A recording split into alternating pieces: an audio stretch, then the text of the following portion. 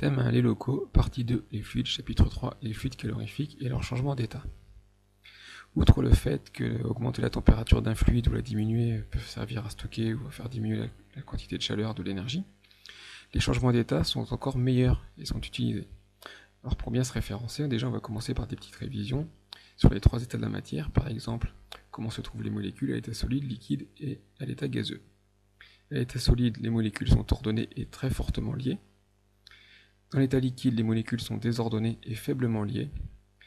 Et en ce qui concerne à l'état gazeux, et quand c'est de l'eau, c'est de la vapeur, les molécules sont désordonnées et surtout elles sont non liées. Petit rappel aussi sur les changements d'état. Quand on passe de solide à liquide, c'est la fusion. Quand on passe de liquide à gaz, c'est la vaporisation. Quand on passe directement de solide à gaz, c'est la sublimation. Les étapes inverses, de gaz directement à solide, la condensation, de liquide vers solide, la solidification, et de gaz vers liquide, la liquéfaction. On observe que quand il y a un rejet d'énergie thermique, c'est un processus exothermique. Le système perd de la chaleur. C'est le cas quand on passe de gaz vers liquide, de liquide vers solide. Ou au contraire, il y a un apport d'énergie thermique. C'est un processus endothermique. Le système capte de la chaleur. C'est le cas lors de la fusion ou de la vaporisation. La vaporisation peut se faire de deux manières différentes. Soit l'ébullition, on se met à la température donnée et il y a des bulles qu'on observe, notamment 100 degrés pour l'eau. Ou il peut y avoir l'évaporation, ça peut avoir lieu à n'importe quelle température, même très froide. De l'eau liquide s'évapore, c'est le cas d'une flaque d'eau par exemple, même l'hiver. Enfin, un quatrième état de la matière, le plasma. Mais là, il n'y a plus de cohérence entre les noyaux atomiques et les électrons. Uniquement à très haute température, les étoiles en sont faites. On ne retrouve sur Terre que dans deux cas, les éclairs et les aurores boréales. Alors, important à connaître les diagrammes PT pour pression-température. Ça indique, en fonction de la pression et de la température, l'état de la matière.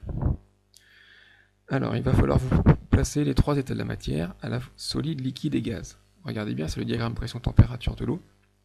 Donc, et suivez bien, à partir de 100 kPa, c'est la pression atmosphérique.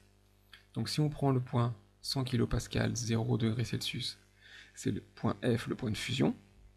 En continuant la ligne horizontalement, on retrouve le point V, le point de vaporisation. Autre point important, vous voyez que se rejoignent trois courbes, ce qu'on appelle le point triple. À cet endroit-là coexistent les trois états de la matière.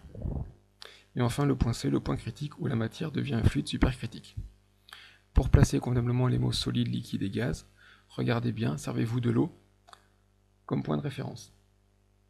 Quand on se trouve sur une courbe, il y a toujours coexistence de deux états de la matière en même temps. Relation à connaître. L'énergie accumulée ou échangée est proportionnelle à la masse m et à L la chaleur latente de changement d'état. Donc Q la quantité de chaleur se mesure en joules, m la masse en kilogrammes évidemment, et L forcément en joules par kilogramme pour être homogène.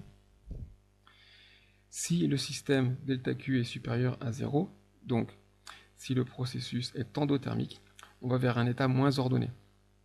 Au contraire, si ΔQ est inférieur à 0, c'est un processus exothermique, on va vers un état plus ordonné.